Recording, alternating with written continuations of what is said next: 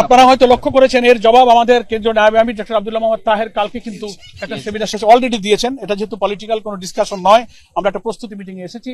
আমাদের আমিরের জামাতের বক্তব্য অনেক সময় মিসকোট করা হয়, ইন্টারপ্রিট করা হয়। এটার ব্যাখ্যা আমাদের কালকে ডাক্তার তাহের সাহেব দিয়েছেন।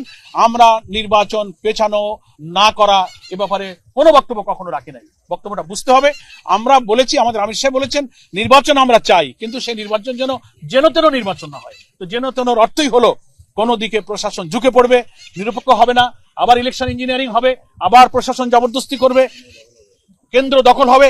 এই জাতীয় ইলেকশনকে আমাদের আমির জামাত মিন করেছেন যে নির্বাচন আমরা হতে দেব, কিন্তু যেন তেন নির্বাচন হতে দেব না, আর যারা করবেন আমরা তাদেরকেও মেনে নেব না। এই কথা আমাদের আমির জামাত বলেছেন, আমাদের নায়েবে আমির বলেছেন। 7 দফা দাবি আমাদের প্রচারণায় আপনারা দেখেছেন। লেভেল প্লেইং ফিল্ড থেকে শুরু করে 7টা দফা আমরা দিয়েছি। নির্বাচন নিরপেক্ষ চাই, আমরা বিচার চাই, সংস্কার চাই, আমরা স্থানীয় সরকার আগে চাই, পিআর পদ্ধতি চাই, জুলাই সনদের বাস্তবায়ন চাই, অনেকগুলো কথা আপনারা আছে।